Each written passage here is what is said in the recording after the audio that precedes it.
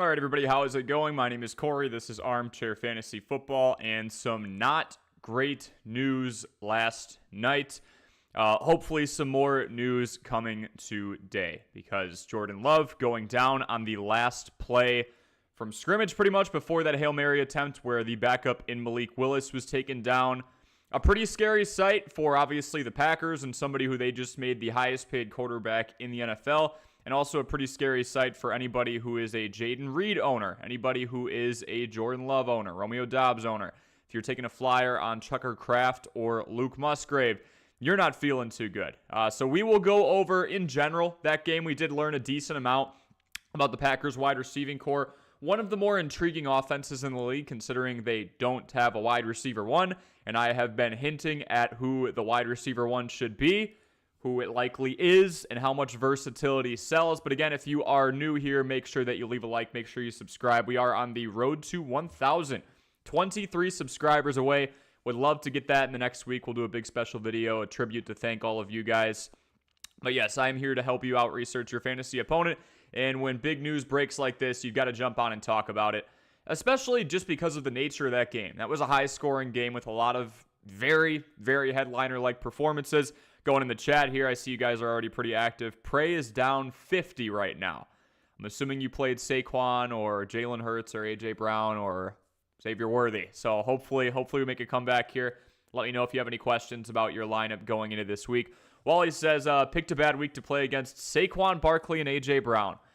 I mean, lots of questions going into the week, right, about that Jeff Hafley-led defense. Joe Barry was criticized time and time again for not being able to put together a defensive scheme that would be above average considering the talent on that team. Now they have Xavier McKinney. He did get a pick, as well as Jair Alexander, but those guys got burned a decent amount yesterday. Prey saying so far he had A.J. Brown and Jalen Reed, and I had Mark Andrews. Okay, so a bit of a rough start, but still plenty of football to be played. Wally's saying glad there's others in pain out there. Prey's still got Amon-Ra St. Brown, Cooper Kupp, DK Metcalf, Chris Godwin, and Devon Achane coming through. J Love is the starter in our community league. Oh boy. All right, well, let's dive into this game. Let's dive into a few lessons learned from the Packers and Eagles. High-scoring game. I believe it had the highest total, or one of the highest totals coming into the week. It was around 49 and a half, 50-ish. I thought there'd be some jitters because a decent amount of new pieces with the Eagles offense, obviously going out and getting Jahan Dotson, new O coordinator. They kind of fizzled out end of last year. They looked okay. There were some turnovers. But we'll actually start with the Packers here on the left, who also had a decent day on offense. Love wasn't very efficient, but did hit some strikes down the field. Start with the wide receiver room specifically, because there is such a great question of who is going to be the target. Well, 8 different individuals were targeted. 6 made catches. All 6 for multiple catches. Nobody had more than 4 receptions. But the big story for me, the effectiveness of Jaden Reed. He only had 5 touches, so you're not going to hear me be very high on individuals who only have 5 touches in a game. But the effectiveness with each and every touch is what really sticks out to me. He had the end around, 33-yard score. I actually put a prop on Jaden Reed. It was like a conservative one, over 25.5 receiving yards. We had Jaden Reed get a 70-yard receiving touchdown. And we also had Jaden Reed be the second leading receiver when it comes to targets on the team. He led in everything else. Receptions, yards, had one of the 2 touchdowns. Christian Watson had the other one for a shorter play. I think Jaden Reed, at least right now, is the wide receiver one. And I think he is, outside of Jordan Love and maybe Josh Jacobs, I would say he is the one that you are going to get the most value out of on this team. I mean, I talked about the Hard Knocks thing with the Bears, right, where they were talking about Velus Jones. I've also talked a lot about Rashid Shaheed on this channel. You know, if you look back at guys like Tavon Austin, even Christian Watson, when he was first starting out with the Packers, they were utilizing him out of the backfield. I believe there is a lot of value in versatility. Xavier Worthy is another prime example. And again, it's only 1 carry, but what he did on said carry tells me maybe they get him more involved. They were using him a lot in pre-snap motion capacities. They were using him more so as a decoy than anything else. But the one time he did touch the football, it was breakaway, right? Now, Jaden Reed likely not available in your leagues. He's a prominent bench player on a lot of teams. Some deeper leagues are actually starting him. In Sleeper, he is. I swear in ESPN, he wasn't that available. But, if you do have a stacked receiving core, remember how I was saying yesterday, if you were on the live stream, go get Isaiah Likely no matter what and use him as trade bait. I think we might actually have something with Jayden Reed here. We might actually have something with someone who led the team in receiving yards, led the team in receiving touchdowns, and was top 2 on the team in targets. It was pretty much him and Romeo Doubs going back and forth because of the lack of availability with Christian Watson. We saw flashes from Dontavion Wicks and then Tucker Kraft and Luke Musgrave. Kind of just there. I mean, from a fantasy perspective, if you're in an expanded roster or a deeper league, you've got a shot. But, look at that. Jayden Reed, wide receiver 1 right now. Obviously, a really small sample size, but a great start for him. I'm interested to see how much opportunity he gets. I don't have my guidelines up. I got the little Jordan Love graphic up on the right side of the screen.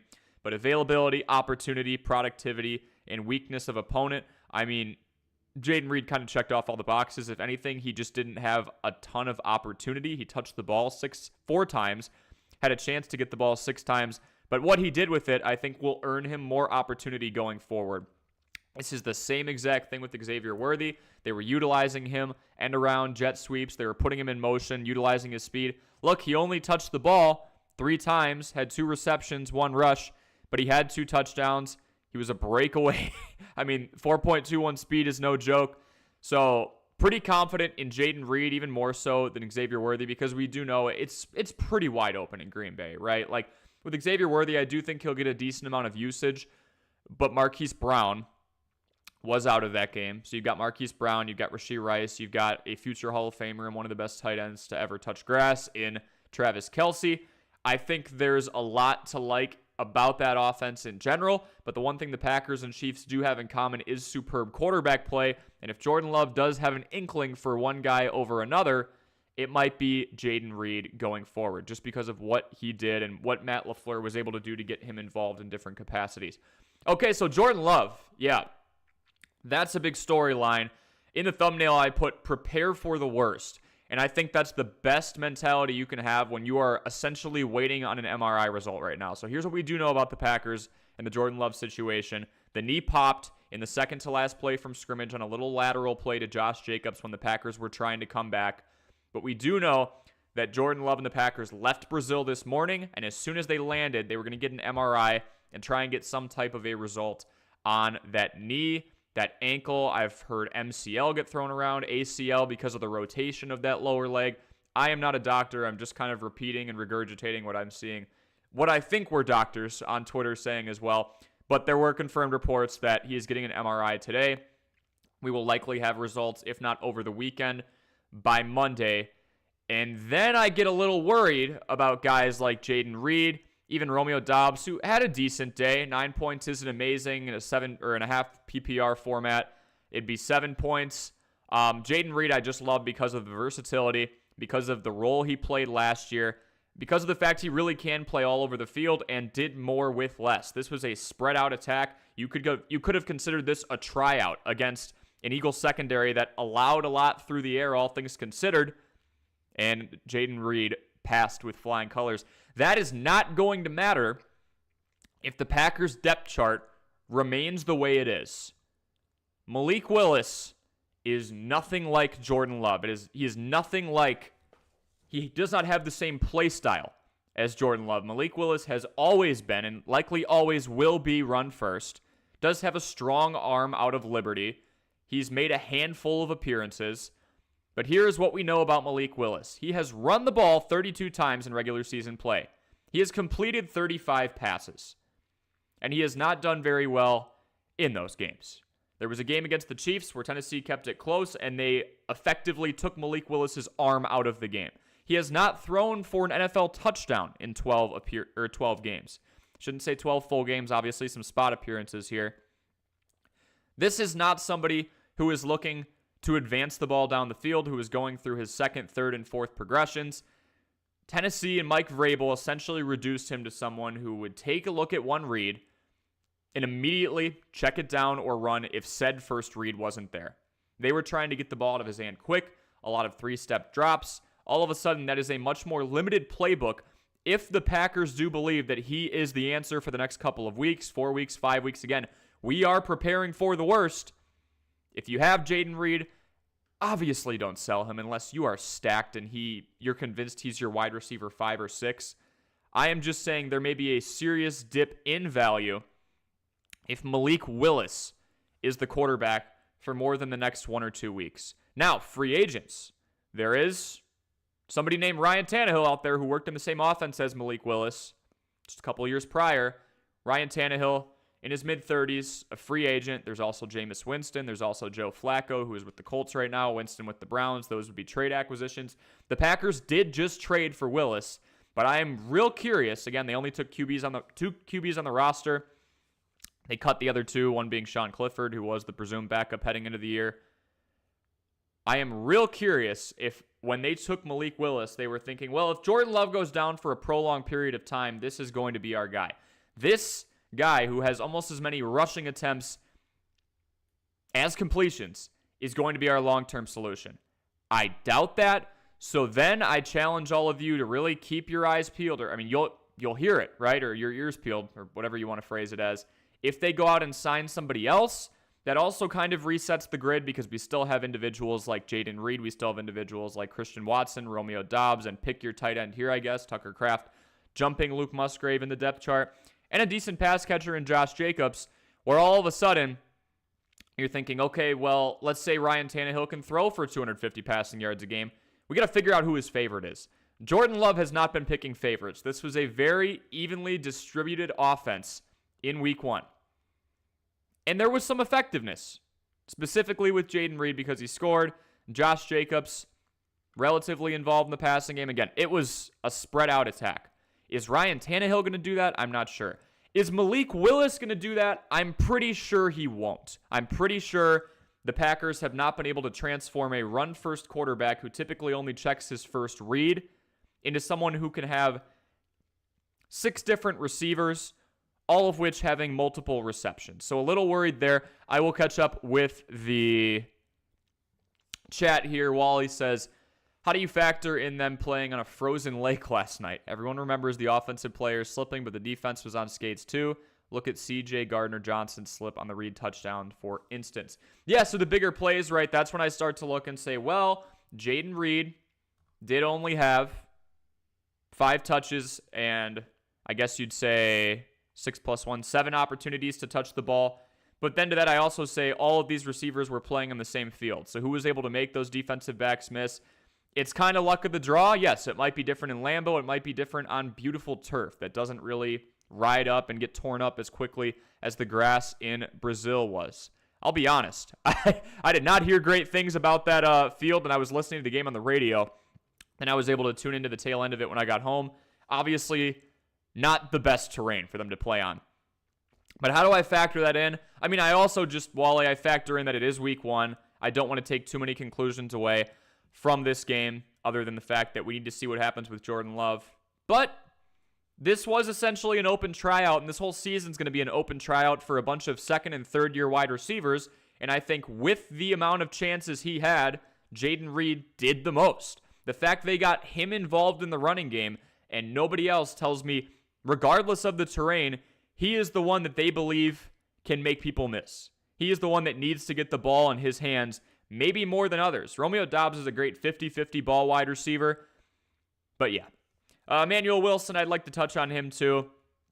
Decently involved. I mean, 4 rushes for 46 yards. That's extremely efficient. Had a breakaway run for 18. And then he did have 3 targets, 2 receptions.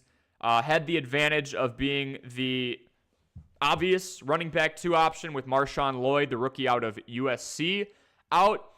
But yeah, I'm very high on Jayden Reed if Jordan Love is not out for a long period of time, and if he is out for a long period of time, they go out and get a more polished pocket passer like Ryan Tannehill, or they trade for Joe Flacco, or they trade for Jameis Winston. Again, low price points. When they got Malik Willis, granted he was the only backup quarterback, I don't think they were considering that Jordan Love would go down for a prolonged period of time. It was more so Jordan Love is out for the last quarter and a half, and the Packers are up 10. Can they hold the fort down? Nobody wants to think about what happens if the highest paid quarterback in NFL history goes down for a prolonged period of time, but now we might be facing that. which is why I say prepare for the worst. And again, if you guys are just stopping in, we do have news that Jordan Love is getting an MRI today. There are confirmed reports of that as soon as the Packers land. Now, the Packers left from Brazil this morning. They are likely there back in Titletown now. If not, they would be soon. You could probably track the flight, to be honest. I didn't care to do it. That means that Jordan Love and his camp should get at least a better answer on what the status is with the knee, with the ankle. It didn't look good. But again, in the thumbnail, I put prepare for the worst, because if he is out for a long period of time and Malik Willis is the answer for the next 4 or 5 weeks or more, if Malik Willis is the presumed answer for half the season, all of a sudden the value, despite the fact that Jayden Reed had such a good first week, drops. Unless they go out and get somebody who has a proven track record. Flacco, Winston, Tannehill, someone who is more of a pocket passer, someone who is more like Jordan Love. You'll notice Jordan Love didn't run the ball once. He scrambled a few times, had to extend some plays like any other quarterback, but he did not tuck the ball down and run. Johnny D says, with Burrow having receiver troubles, should I start Caleb Williams in PPR? Against that Titans defense, Burrow going up against the Patriots, I would likely still go with Burrow. Again, they lost a key member of that pass rush in New England with Matthew Judon being out of there. I would say we go with Burrow. Look, I love Caleb Williams as a prospect. I love Jayden Daniels as a prospect, arguably even more at times this year maybe because of the rushing upside. Although Caleb does run a little bit too, but not as much as Daniels did in his 5 years in college. But yeah, Johnny, I am not confident enough in almost any circumstance, regardless of how good the prospect is, to say, okay, I'm going to take a rookie QB in their NFL debut in week 1 with all the lights on them. I'm just going to steer away from that. Week 1 has enough random elements as it is. If you guys are just joining, my name is Corey. This is Armchair Fantasy Football. I am telling you to prepare for the worst with Jordan Love, because if Malik Willis is the long-term answer, all of a sudden, regardless of what Jayden Reed did, regardless of the amount of targets Romeo Doubs had, again, over a 20% target share, very spread out offense, regardless of the upside that you believe Christian Watson has, I am not feeling overly optimistic in Malik Willis. Again, this is someone with 35 completions and 32 carries. The Packers need to go out and get somebody else, if Love is out for a prolonged period of time, for me to be confident in Jayden Reed and Romeo Doubs and Christian Watson's value long term. And I do think Reed, at least for now, being that most versatile option that we saw last year, leading in a couple different categories, could be that answer. Folks, if you have any questions related to fantasy football, I urge you to ask me them.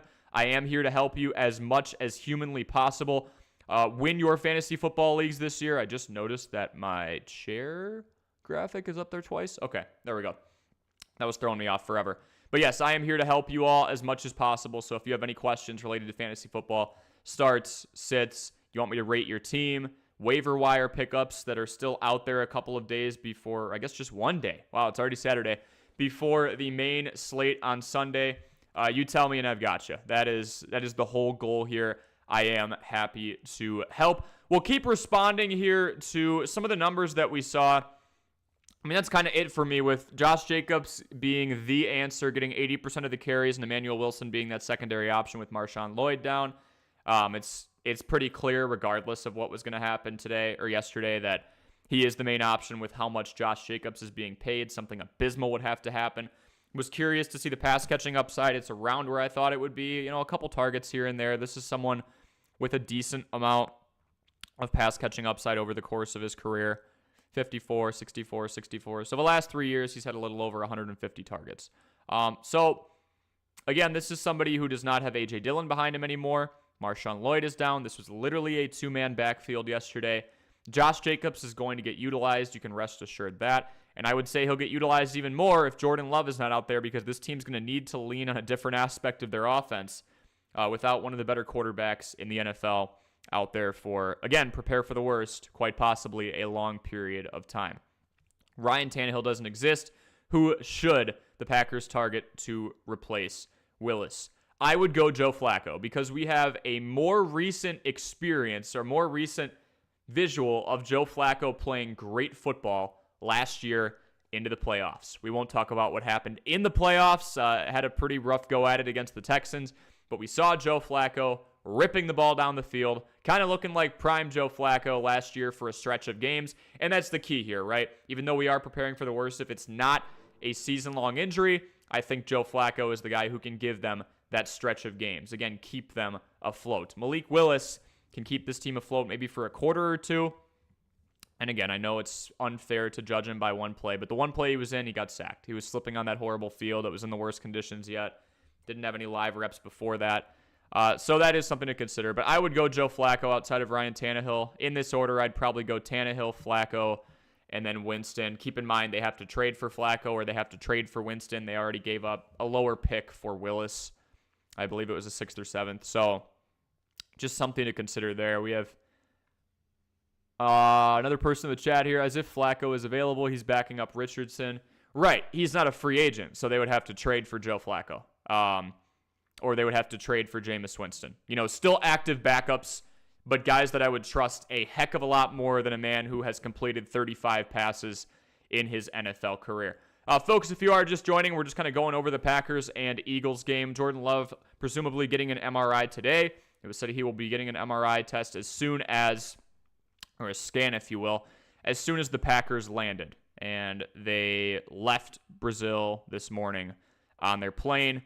If Malik Willis is back there, I do not have a whole lot of confidence in any of these guys. I have a lot of confidence in Josh Jacobs regardless because of the status of this backfield. Lloyd down, Emmanuel Wilson, the second option, and Josh Jacobs having 18 touches. He touched the ball more than anybody else by a pretty decent amount.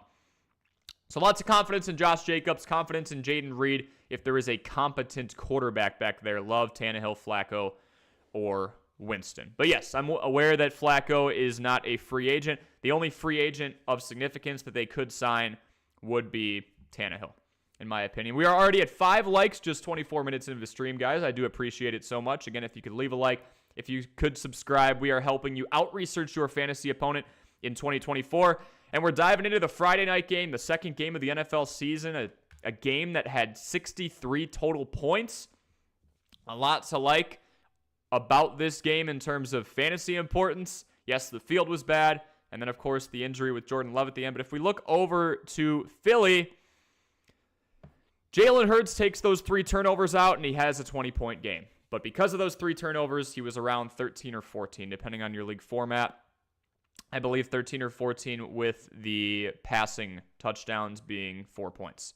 I have Love in about 20% of my best ball leagues. Hopefully he's all right. I hope he is too. But I do think it's important to prepare for the worst and understand that the value of Jayden Reed, of Romeo Doubs, of Christian Watson will dip if Jordan Love is out for 4 or 5 weeks. Now, let's go with that hypothetical. Jordan Love is out for 4 or 5 weeks, all right? That would take us to weeks 6, right? Weeks 5 or 6 going from here. This is one of the earlier games in the week 1 slate. Now, that means if we do know that Jordan Love is supposed to come back and it's not a season-ending injury, which I hope it isn't, I do believe that Jayden Reed's value still falls. I think everybody in this offense's value is impacted except for Josh Jacobs because there is no competition in that backfield.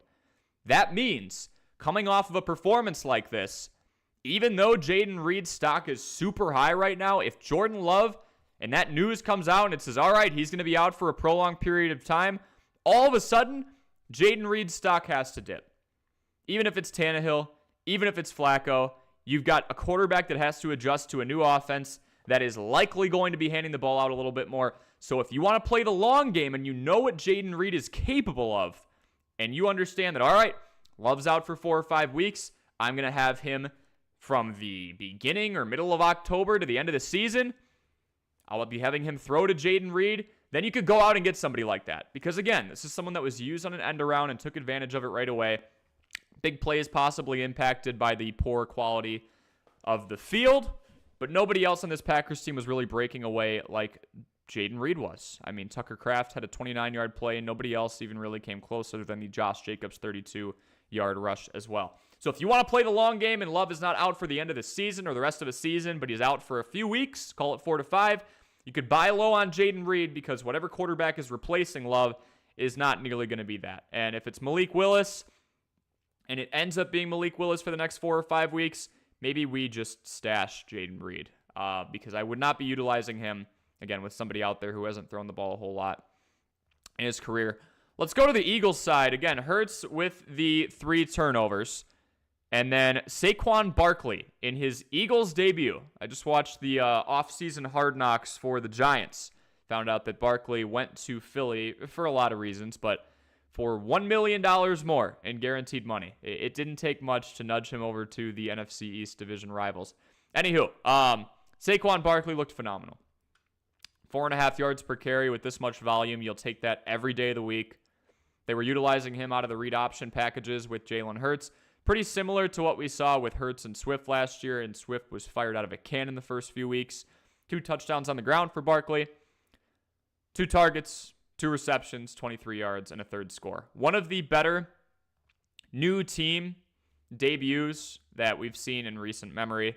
And behind that offensive line, even though they don't have Jason Kelce anymore and the tush-push didn't look as good as it has in years past, I am still pretty confident in Saquon Barkley being an asset. A.J. Brown only caught half of his targets. Again, those guys were slipping all over the field at some point. But A.J. Brown, the big play receiver, a 67-yarder where he cooked Jair Alexander. Jair was like holding him. Devonta Smith caught 7 of his 8 targets. He is still the clear second option. A little disappointed in Dallas Goedert. Not a whole lot of down the field plays. I'll usually take 4 or 5 receptions from a tight end, but that usually means it's around 40 or 50 yards. Would have liked the extra point or 2 there, but still a consistent tight end 2 on your team. Low-end tight end 1, depending on your league format. And then from there, not too much. Kenneth Gainwell with a reception for 10 yards. Gainwell with a rush for 2 yards. Not much of note. I mean, your key guys here, right? They're Jalen Hurts. You look at him for the rushing aspect, although he wasn't very efficient. And he is somebody who I believe was slipping a lot and was impacted by the field conditions. Because if you look at Hurts in the past, he's a much more efficient runner than 2.5. I mean, it has been going down actually every single year, but he's usually more around 5. A lot of designed runs for him, and we saw more of that here. We're going to give him the good grace of just playing on a bad field. Jahan Dotson, right? The tertiary option from the Commanders moving over to the Eagles. I thought he'd be that 3 guy, or at least give Goddard a run for that 3 option. Not even close. It is just the beginning. He did just recently join the team. That was when we all thought that maybe, just maybe, the Commanders were loading up for Ayuk, and they did not. So, pretty interesting there. All right, we've got more comments here. Jump over. Got Johnny in the chat saying, who would you start in a flex PPR? My choices are either George Pickens, James Conner, or David Montgomery. In PPR, Johnny, you're really going to have a unique situation where I am convinced that we would go with a running back over a wide receiver. Those unique situations would be guys like Christian McCaffrey, like Jahmyr Gibbs, like Breece Hall. David Montgomery is not much of a pass catcher. We are very touchdown reliant on him. I do like James Conner. He's been more efficient over the course of the last couple of years. I used to rip him for being like a 3.8, 3.9 yard per carry guy. But the problem with him is he is on a losing football team right now, a team that's projected to win about 5 or 6 times this year, even with Marv. And beyond Marv, it's not a great wide receiving core. Obviously, he's competing with Kyler for rushes, but they kind of do the read option thing that Hurts and Lamar do with their respective running backs. Long story short, I'm going Pickens. I'm going to go with George Pickens. It looks like it's going to be Justin Fields instead of Russell Wilson. I'm not going to sit here and act like that changes a whole lot, to be honest, because I don't think it does. Going against the Falcons team that, again, is pretty tough. James Conner on the Cardinals going up against the Bills. The Bills are favored by a touchdown, likely going to be working from behind are the Cardinals. A younger team now with Marv stepping in there. Maybe he has an immediate impact, but I expect them to lean more on him. And then David Montgomery with the Lions. Just want to check here. Going up against the Rams, so we've got a Goff and Stafford revenge game again. We need a touchdown out of somebody like Montgomery. Not as much of a pass catcher. It's the lightning thunder dynamic in the Lions backfield. You know, Jahmyr Gibbs is going to go for those dump offs more often than Montgomery is. Montgomery is going to try and push it over the line.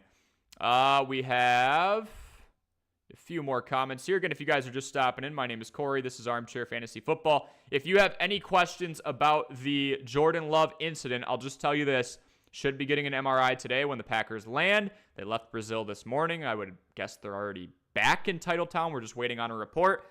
If he's out for a long period of time and the Packers do not bring someone in for Malik Willis, Jayden Reed specifically, but all the receivers, is going to experience a drop in value. So if you want to play the long game and you know Love's not out for the entire season, buy in on Reed as soon as that panic-driven news leaks, because that is going to instill panic in a lot of Jayden Reed owners. So that is my advice with that. We'll go back here, and I'll keep answering some questions in the chat. Again, if you guys could leave a like and subscribe, I am 23 subscribers away from 1,000. Would greatly appreciate your support. Would greatly appreciate getting up to 10 likes on this stream. We've only been on for about half an hour, but a lot of you have been flooding in with your start-sit questions related to last night's game and to Jordan Love. But again, I would, just for those of you who jumped in, I see we got a few of you in here now, I would buy low on Jayden Reed if we get bad news with Jordan Love. If we get 4, 5, 6+ weeks of being out, regardless of who's in there, Jayden Reed's value is going to drop. And if I were a fantasy owner and I wanted to go out and get Jayden Reed and play the long game, let's say Jordan Love's out 6 weeks, but I'm okay with having him, Jayden Reed, for the last 10 weeks when Love is back. Before that news hits that maybe the Packers go out and get another quarterback, but after the news hits that the Packers quarterback and Jordan Love is out for a prolonged period of time, in that little gap, I think that's when Reed's value is the lowest. Let me say that again. The Packers, let's say they release a statement today, Jordan Love is out for 4 to 5 weeks. I am jumping on Jayden Reed because we know the quarterback situation's not going to be as good as it is now with Love. But I am jumping on Jayden Reed before the Packers possibly go out and get Ryan Tannehill, Joe Flacco, Jameis Winston via the trade market, because then his value goes back up. All right, now we have a more established pocket passer with some miles on him. Say that one more time for those of you jumping in. The Packers say that Love's out for a prolonged period of time, but not for the rest of the season. Reed's stock drops despite what happened yesterday. He is not going to have as much opportunity with Malik Willis as the presumed quarterback. Go after Reed before the Packers go and sign Tannehill, trade for Flacco, or trade for Winston, because then it will go right back up. All right, I'm going to keep answering your questions in the chat here. I am here to help all of you. Thank you all so much for joining. So yeah, Johnny, I would go Pickens over Connor and Montgomery. Connor is facing a negative game script, and Montgomery is more touchdown reliant than he is a pass catcher. Brian Pereira says, I missed picking Reed by 2 picks, and I went with Watson. I have a feeling it will be another frustrating year for him in fantasy. My big thing with Christian Watson, I mean, regardless of what happens with the availability of Jordan Love, is that Christian Watson is not consistently available. He really never has been. If we look over the course of the last 2 years, this is year 3. Next year is a contract year for Mr. Watson. I get pretty worried. 17-game seasons. He should have played 35 games by now. He has missed 11 games in the last 2 years, and some change. I would trade Watson high after a decent week. I would not classify this as a decent week. I mean, 4.3 plus 6, so 10.3. The versatility is no longer there when you start to get more and more of those knee injuries. That is why Jayden Reed is being utilized. They feel that he is the Swiss Army knife. Hurts was a bit shaky last night, too. Yeah, Brian, we go after somebody like Jalen Hurts and somebody like Josh Allen with the full understanding that Jalen Hurts is going to turn the ball over, that Josh Allen is going to turn the ball over, but they have rushing upside. Angel is in here, Angel Frank, saying, should I sell Jayden Reed? I would not. All right, that's a great question. Should I sell Jayden Reed with everything in limbo right now? I believe that if the Jordan Love news is anything worse than out for a week or 2, Jayden Reed's stock is going to drop. I think it has already kind of dropped with him in limbo. I want to wait for for the news on Jordan Love to come out. And if he is out for 4 or 5 weeks, but not the end of the year, then people are going to go, okay, well, until the Packers do anything with Malik Willis, value's gone down here. So I would not sell Jayden Reed. I think his value has dropped ever since Jordan Love went down and was holding his knee and had to get helped off the field. If anything, for individuals out there, unless he's like your wide receiver 4 or 5, which at that point you're stacked. If anything, I am going out and buying Jayden Reed as soon as we get the news about Jordan Love. If it's bad. If Jordan Love is out for 1 or 2 weeks, it's not really going to matter. Big picture. If he is out for a month or longer, all of a sudden panic sets in. Jayden Reed owners have the mentality that you would have, Angel, going, okay, well, I'm screwed for the next month. And once we get that news about Jordan Love, that means that Malik Willis is the quarterback for the presumed future. I would want to jump on Jayden Reed after the Love news is released before the Packers sign somebody else. Because I do not believe that if Jordan Love is out for a long period of time, Malik Willis is the guy. Again, Malik Willis, I've said this a few times for those of you who have been on this stream already. Today, again, thank you so much for joining. If you are new to the channel, make sure you leave a like and subscribe. We are here to help you out-research your fantasy opponent, covering the Packers and Eagles matchup and kind of going over Jordan Love and how this impacts the players and factors around him, including Jayden Reed. Would not sell Jayden Reed. I'd buy on him as soon as we get the Jordan Love news. He's getting an MRI today when the Packers land from Brazil. And buy him before the Packers sign another QB. Because then it'll go back up. If they get Flacco, people are going to start to think, well, Joe Flacco had a nice playoff run. Well, we know Jameis can throw for volume, and that's all I really care about. If Jameis Winston throws 2 picks, but he has 2 touchdowns and 300 yards, we know Jayden Reed's the main option. They're using him out of the backfield. Yeah. So I'm buying Jayden Reed as soon as this Jordan Love news is released, if it's more than a week or two. If it's not, doesn't really matter. All right. Wally says tertiary drop again. Love it. I think that is your favorite word, Wally. Tertiary is got to be up there. TS is in here. What's going on? Says, do I trust Caleb Williams this week in both of my leagues? He is projected even scoring against opponents. Or do I grab Jaden Daniels or Goff off of waivers? Also Pitts or Njoku. All right, let's dive into that. Caleb Williams this week over Daniels or Goff. Williams and Daniels are rookie quarterbacks making their debut in week 1 of the NFL season. You are going to learn a lot about them throughout their careers, but usually rookies don't have great... I wish I had the data on me right now. Usually rookies do not have phenomenal starts to their career in the very first couple series. Peyton Manning, for example, had a horrible rookie year. That's not going to happen to everyone. There are so many unknown factors in the human psyche when it comes to someone making their NFL debut as the starting quarterback for a team, especially like the Bears or Commanders that have been looking for an answer at QB for a while in week 1. Now, I do like the Bears matchup against the Titans. I do think they win that one. I don't want to bet on a rookie making their debut. I would much rather go with somebody like Goff, who is somehow on waivers after being the QB7 when he has a top receiver in the league in Amon-Ra St. Brown, the best tight end in the league in Sam Laporta. I mean, he's had guys like Josh Reynolds and had helped them get, above projected lines for the entire season. Jamo has serious big play upside. And then, of course, you've got the dump-off option in Jahmyr Gibbs. I would go Goff. Make Goff your security blanket regardless of who you're going to choose between those 2 rookies. I am not betting on a rookie in week 1 when they're making their debut. Pitts or Njoku, I do believe that Kyle Pitts is in a better passing environment right now. I want to look at these 2 matchups, make sure there's no outstanding injuries. So obviously Kyle Pitts going up against the Steelers in Atlanta, so good weather. The Browns taking on the Cowboys, so a tough defensive matchup for them there. I'd probably go Pitts in the new offense. There's a lot of data out there suggesting that Deshaun Watson, A, hasn't been playing too well, but B, doesn't really target tight ends with a whole lot of frequency. So that is what I would do. I do see 15 of you in here. If we could get up to 10 likes on the stream, I would greatly appreciate it.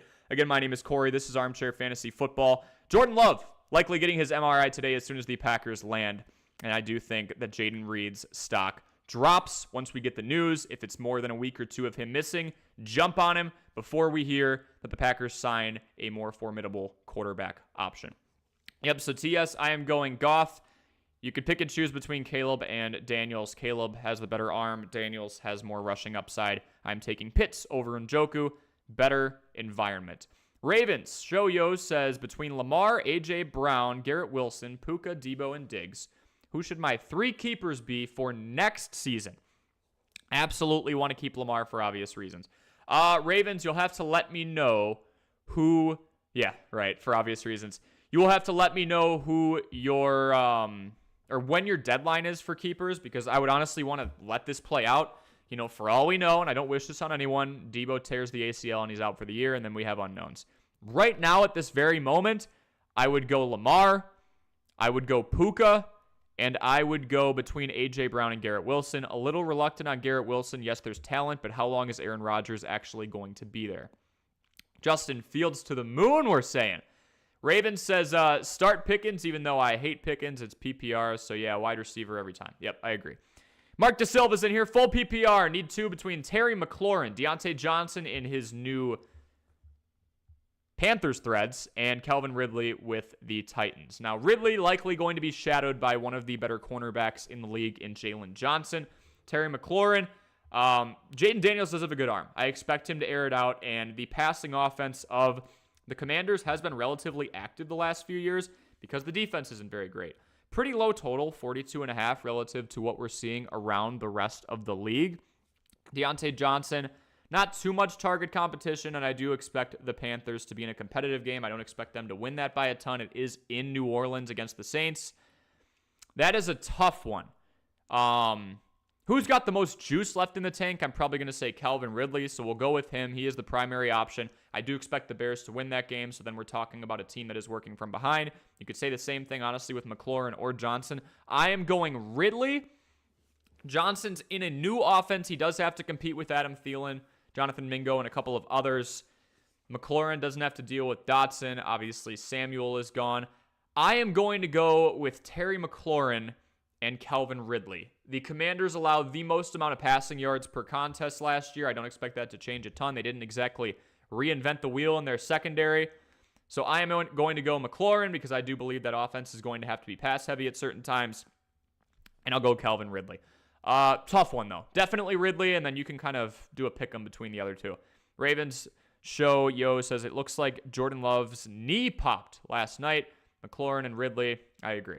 Yeah, it was not a pretty sight. Angel says they are rumored to be getting Bailey Zappi. Perfect example, all right? I am still taking Bailey Zappi over Malik Willis, by the way. But perfect example, let's look at Bailey Zappi. We'll just go through Sleeper here.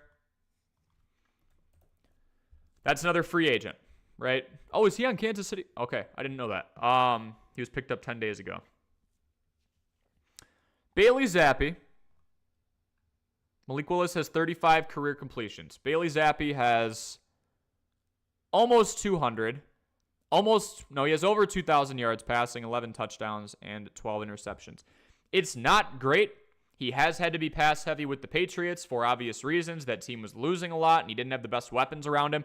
I would take the deep wide receiving core of the Packers way over what the Patriots have, so you can also make an argument that Zappi, the Western Kentucky alum, didn't have a whole lot to work with.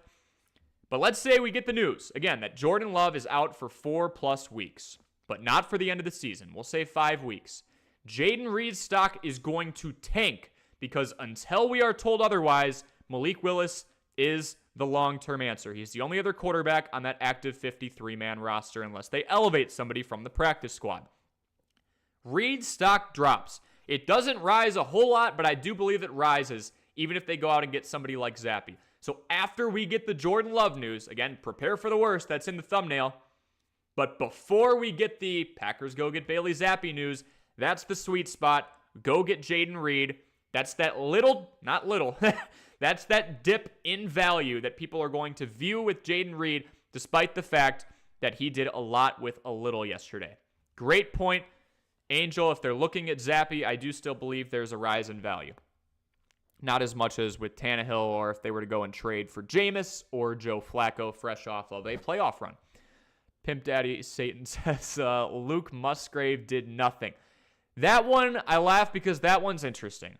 Tucker Kraft was the guy for the last 5 or 6 weeks last year, but for the first, 11 or 12, it was Luke Musgrave. If we look last year, they had around the same amount of usage. Honestly, the same amount of usage here, too. Tucker Kraft just caught 2 of his 3 targets, and Luke Musgrave didn't catch either.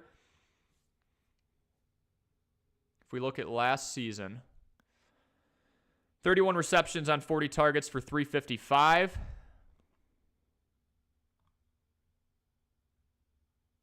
34 receptions on 46 targets for 352. I mean, very similar seasons. Wouldn't really want to invest in any of the other Packers pass catchers. I do think Jayden Reed has value regardless. Again, it's just going to dip depending on how bad this Jordan Love news is. So we got to keep an eye on that. Again, you want to capitalize on that panic and go out and buy Jayden Reed as soon as we get the news that Jordan Love is out for more than 1 or 2 weeks. Josh Jacobs is going to get more value. That is also true. So if you want to be a seller and let's say for whatever reason Josh Jacobs is your wide receiver 3 or if he's your 2 and you want to go for a package upgrade at the running back spot, wait for one of these next 2 weeks and the value will go up. Otherwise, buy now before people realize, oh shoot, the Packers are likely going to lean on the run a lot more. Again, folks, my name is Corey. This is Armchair Fantasy Football. We are reacting to the Jordan Love news that he will be getting the MRI today. And I'm telling you right now, if he is out for more than 1 or 2 weeks, invest in Jayden Reed because the value will tank. And then when Jordan Love comes back, it's going to go up. And when the Packers ultimately sign somebody not named Malik Willis, the value will go up a little bit too. So here's Jayden Reed's timeline. Jordan Love out for 4 to 5 weeks. It's going to go down here. They sign Bailey Zappi, Ryan Tannehill. It's going to go up here. And then it's going to go way up when Jordan Love is back. So as long as it's not a season-ending injury, buy in on Reed as soon as this news gets released. As long as you're willing to play the long game. 81% of you in the chat have already had somebody play or had somebody play in last night's game. Raven Shoyo says choose Goff. Yeah, I agree with that. People are sleeping on Goff. Who do people think is going to get the ball to him? Monroe, Laporta, and Gibbs. Yeah, I had T-Bone on a stream a couple of days ago, one of the hosts for the MV3 podcast, which covers football every Wednesday. And he told me the same thing. It's a great point. Like, everyone is so high on Amon-Ra St. Brown. Everyone is so high on Sam Laporta for obvious reasons. Same with Jahmyr Gibbs. Same with David Montgomery. Even Josh Reynolds and Khalif Raymond last year. Someone has to throw them the ball. And as a result, when those guys succeed, the person throwing them the ball is also going to succeed. TS says my running back is Gibbs and wide receiver Amon-Ra. So stack 3 Detroit players. I would. I think that's a fine stack. You're talking about somebody who should be top 10 in his position as long as he's utilized enough and is healthy in Gibbs. Amon-Ra is top 5 and Goff is top 10. Those guys are going to be mutually beneficial. We have Bailey is on the Chiefs practice squad, so that would still require a trade. But again, it's a low leverage trade, so maybe they do like a 2026 7th rounder or something. There's no keeper deadline prior to our draft next season. Yeah, Ravens, let's wait out on that then, because I don't want to jump the gun and then someone get hurt. What would you give for Zappi? Like a 6th? Yep. Yeah, I would do a 6th or 7th. That's about what they gave up for Malik Willis. You could maybe even make the argument that Zappi is in this situation because, let's be honest, the Chiefs know the Packers need someone. You can make the argument he's a 5th. Nothing crazy, right? He didn't have great numbers. Let's go over some of the other candidates that the Packers could have. Ryan Fitzpatrick still shows up. That's phenomenal. 35-year-old Ryan Tannehill. Waiting for the right situation. Well, it might be happening. Again, he's a free agent. That's the luxury of the Ryan Tannehill situation. I arguably think he is the best option, but he is also a literal free agent. All the Packers and his party have to do is agree on a contract. They don't have to give up picks. They don't have to give up players. They don't have to give up assets, cash. And probably not a lot of cash for someone who has not played since the middle of last year. And again, it looked rough, but this is someone with over 200 passing touchdowns in his career. This is someone with miles under him. He is a lot more like Jordan Love in that he's throw first and will occasionally run than Malik Willis is. That's like buying a draft pick for a guy they signed a week ago. Yeah, essentially, right? I'll take a 7th. Yep. Again, if you guys are just stopping in, my name is Corey. This is Armchair Fantasy Football. We are reacting to the Jordan Love news that he will be getting the MRI today. And we are preparing for the worst, and I think the best way to prepare for the worst is to buy in on Jayden Reed if Love is suspended. If Love is out for more than 1 to 2 weeks. I'll say that again. Buy in on the main contributor from yesterday in Jayden Reed if Jordan Love is down for a prolonged period of time. Because as long as it's not season ending and you're willing to play the long game, Jayden Reed is going to have a perfectly healthy Jordan Love in November or December if that's the news. Once Jordan Love is closer and closer to coming back, Reed's value is going to crawl back up. I would highly suggest, if we get the news that Love is out for a prolonged period of time, before the Packers go out and sign somebody, you try and get Jayden Reed, because the panic's going to set in. Well, he doesn't have a good quarterback throwing to him. It's Malik Willis until it isn't. Before it's not, go after him, try and capitalize. It's going to be a small window. The NFL season's a quick turnaround. Wouldn't doubt if they have somebody like Tannehill, like Flacco, or like Winston signed relatively soon, because this is the highest paid quarterback in NFL history. This is somebody who essentially had like a 6-week rebuilding period with this squad and then ran the table after a while. Panic's going to set in. You've just got to be able to capitalize on it. That is my big take there. Any other questions you guys have in terms of starting, sitting, trading? The game yesterday, value with the Packers and Eagles. Value with anyone, honestly. Rolling into the heart of week 1 tomorrow. I cannot wait. Please let me know, and we will answer it for you. Would greatly appreciate if you hit like and subscribe. I will drop a link in the live chat in just a moment for our free Discord, where you can ask me questions around the clock, even when I am not streaming. I stream almost every day. We're going about 4 to 5 times a week.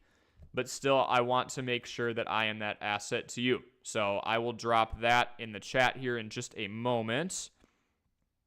Until then, keep putting those questions down there. I am here to help. 1 second.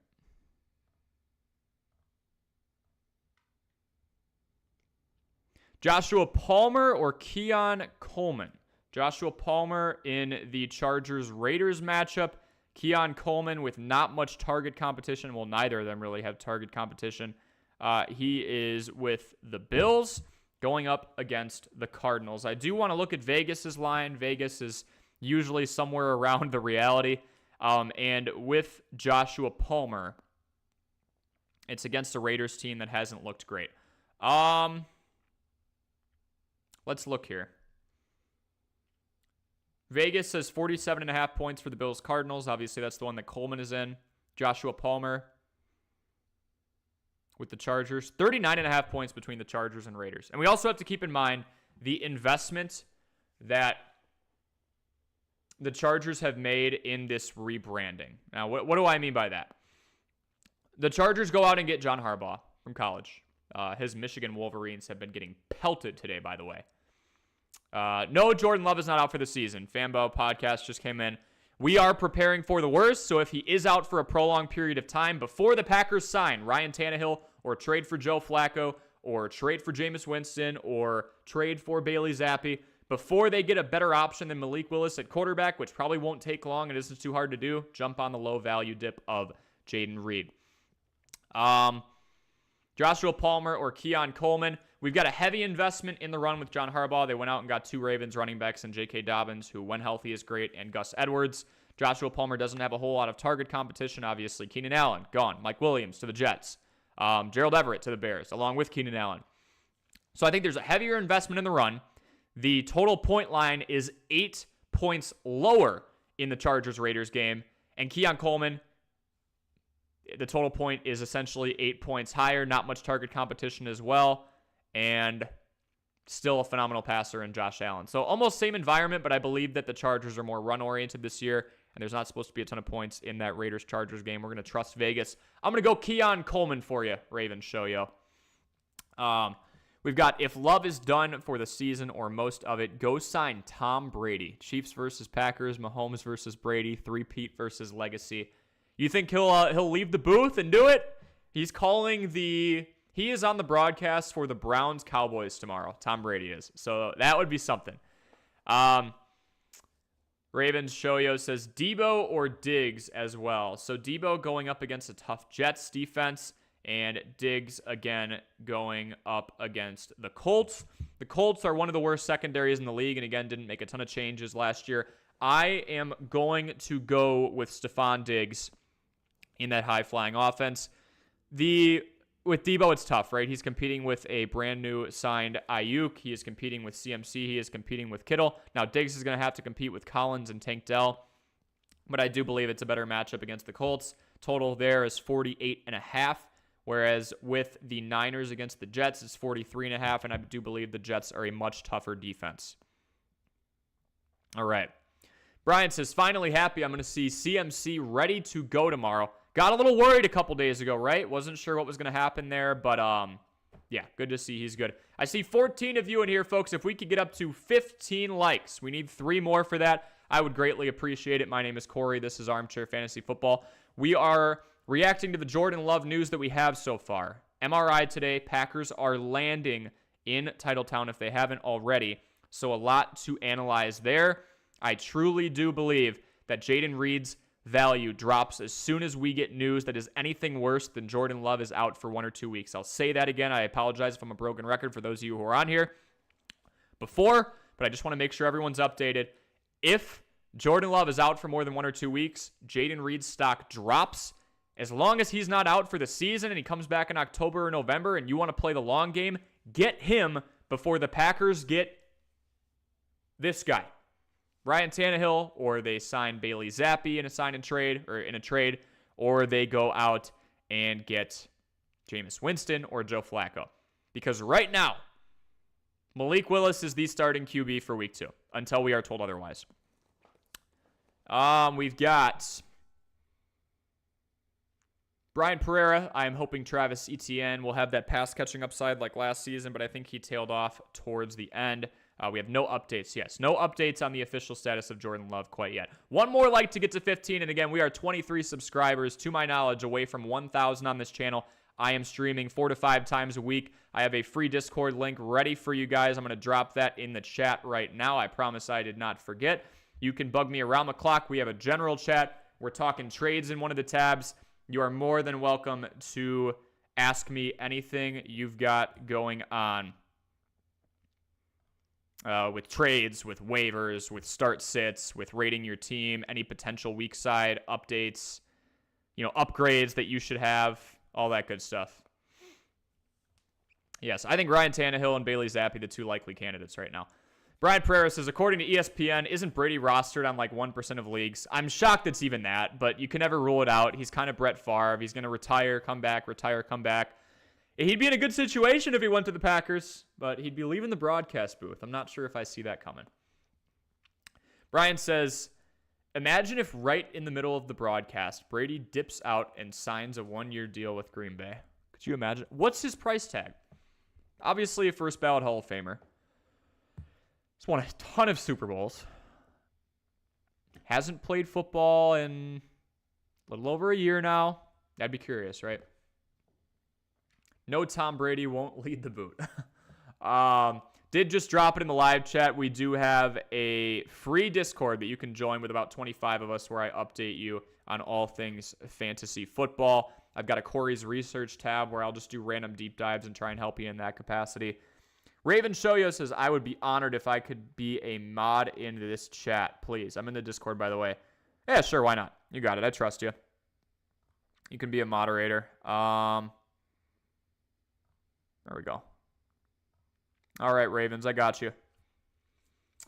And then we have, with best ball, kind of stuck for the long game, which sucks because Musgrave and Wicks are on a lot of my rosters as late picks. I need these dudes to ball out as the season goes on, like the video with the other owners allow Brady to come back. Doesn't he own a piece of the Raiders? That is a good point. Like, is there a conflict of interest there now that he is an NFL team owner? I would be curious with that. Yeah, Tom Brady would be something. How many leagues is he owned in? If we just, I'm on Sleeper right now. I'm going to guess 2%. 2%. He is being started in 1% of leagues. 5 months ago, Tom Brady will not rule out return to the NFL. If Tom Brady rolls into Green Bay and wears that 12, I would go nuts. For the comment about best ball. I don't think that's the worst situation to be in. Again, best ball, like, it's low maintenance. It's going to be whoever scores the highest. So if they don't do that well, it's unfortunate. But we do have to keep in mind Christian Watson has missed like 1 out of every 3 games in his career. He's missed 11 through 2 years and some change now. So those guys in Musgrave and Wicks, again, in an offense that, yes, Jayden Reed had one great game and it was the leader last year, and I do believe will be the leader this year. It's not conclusive. So if Watson goes down for a handful of games, call it 5 or 6 this year, all of a sudden Musgrave goes up a rung and Wicks goes up a rung. So I don't hate those picks. It's a wide open market there, right? Brian says, start or sit. Brett Favre versus Tom Brady. I'm starting Tom, man. Brett Favre, a great gunslinger, but made a lot more mistakes. I love it. Yeah, is Brett going to come back? You think? A generation later? You make a great point. My best ball roster is so bad this year, it's paying too. Oh, maybe I'll do some best ball drafts next year. I've thought about that. You know, obviously it's nice because you're just going for different unique combinations that you think have upside, and you don't have to do anything the whole season once you draft. You just hope that your best guys are better than others' best guys. Maybe I'll try that at some point. Folks, my name is Corey. This is Armchair Fantasy Football. Again, we are reacting to the news that Jordan Love likely getting some MRI results today. And if it's not today, it's over the weekend, but was hearing he's getting an MRI scan as soon as he landed in Titletown. They left this morning. The reason I have Tom Brady up right now is because we're going through scenarios of who the Packers could sign. I think the most likely candidate is Ryan Tannehill, free agent. Bailey Zappi off the Chiefs. Jameis Winston off the Browns. Joe Flacco off the Colts. Those are low-type trades. But as soon as we get the Jordan Love news, if he is out for more than 1 or 2 weeks, go get Jayden Reed.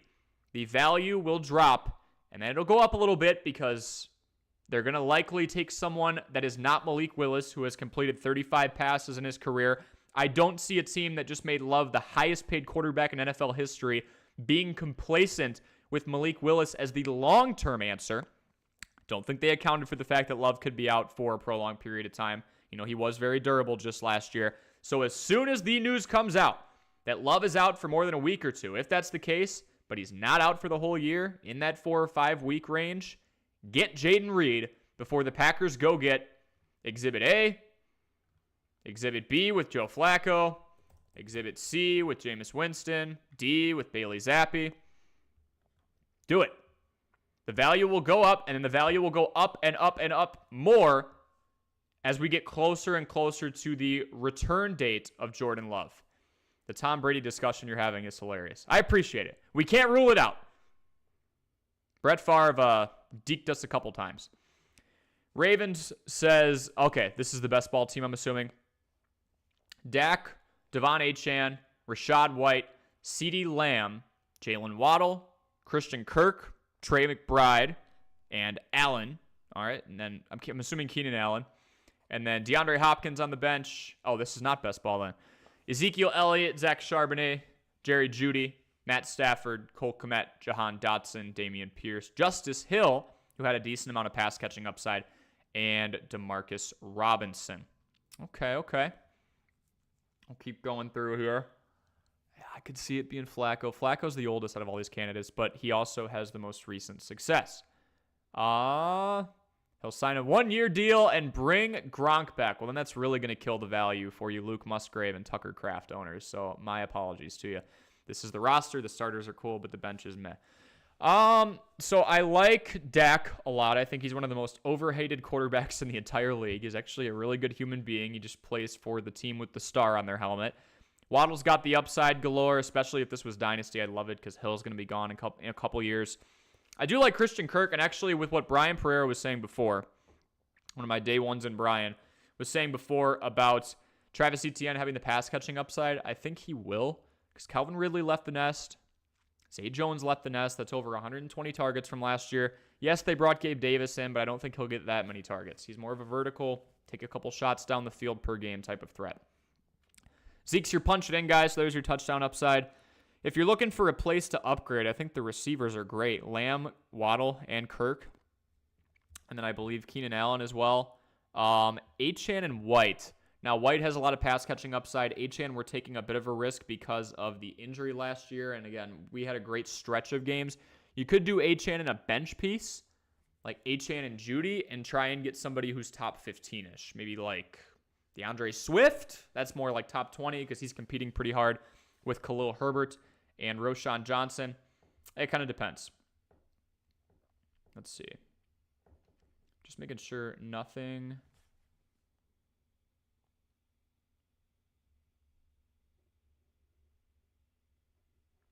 broke here. Nope, we're still good.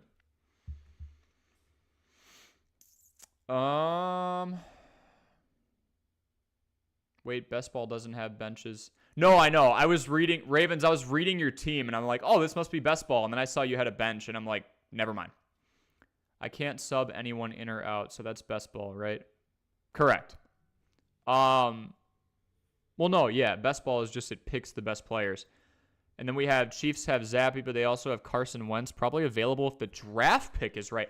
Carson Wentz would be an interesting one because he does have experience. More experience than Zappy by far. He's got a handful of years. But he's also not 39 years old like Joe Flacco. That is an interesting one. Again, guys, my name is Corey. This is Armchair Fantasy Football. We are live streaming 4 to 5 times a week, especially when news like this breaks that, you know, we've got a Jordan Love injury that we should be getting some type of conclusion on pretty soon. MRI today. When will we get the results released? Not really sure. But I'm telling you right now, if we get bad news that Love is out for more than 1 or 2 weeks, that's why it says prepare for the worst in the thumbnail. Go out and try and buy low on Jayden Reed, because for as long as Malik Willis is the conclusive number 2 and going to be number 1 answer going forward until Love is back, Reed's value will be down. Malik Willis has thrown the ball. Sorry, he's completed 35 passes, and he has rushed 32 times. Now, if they go out and get Flacco or Tannehill or Zappy or Wentz, then, or Brady, then the value goes back up. And as we get closer and closer to the week where Jordan Love returns, Reed's value just goes up and up and up. So if you do want to buy in on him, that's fine. You just got to play the long game as long as Love is not out for the entire season. All right. I had no idea Carson Wentz was on the Chiefs. They're kind of loaded. They've got Wentz. They've got Zappy. They've got this Mahomes guy who's supposed to be pretty good. Yeah, interesting, right? Very interesting. I want to throw this in the live chat again. Free Discord. If you want to ask me questions around the clock, we've got a trades tab. We have a general tab, an announcements tab anytime we go live or anything like that. You are the first to know. I have a Corey's Research tab where I'm dropping numbers on you to try and keep you all updated. That and much more. Folks, I do think I'm going to wrap up the stream here. We will be live before the NFL kickoff tomorrow for the noon slate, or it's noon for me in Central Time. We'll probably do that for about an hour or so. I do want to make sure I answer all of your pressing start-sit questions. Again, moral of the story here, Jayden Reed is versatile. Jayden Reed did a lot with a little, but pending this Jordan Love news, his value is going to drop if Love is out for more than 1 or 2 weeks, as long as Willis is the answer. That means we trade for him in that little gap between the Jordan Love announcement and the announcement of likely a new backup quarterback over Malik Willis if they have to take over for a long period of time. So after the Love news, but before the new QB news, go after somebody like Jayden Reed if you're looking for that type of upside. Discord is amazing. Highly recommend to join it. I agree. It's a great community. You guys are making it a lot of fun. We've got about 25 of you in there. And then we do have best ball. Most leagues have 18 or 20 rounds. Then the settings automatically select the best roster from your drafted players each week. 1 quarterback, 2 running back, 3 receivers, 1 tight end, and no kickers. What you draft is what you're stuck with all season. Gotcha. Okay, yeah, it's just best of that cast of players. No trades, waivers, or pickups. Maybe we'll try that pretty soon. But yes, folks, buy low on Reed when this Love news comes out, unless it's just 1 or 2 weeks. Then it's pretty negligible. Make sure you leave a like. Make sure you subscribe. Road to 1,000 here on Armchair Fantasy Football. We are here to help you out-research your fantasy opponent in 2024. And yeah, I hope you all have a great rest of your day. We will see you tomorrow for the official kickoff of the main slate for the Week 1 games.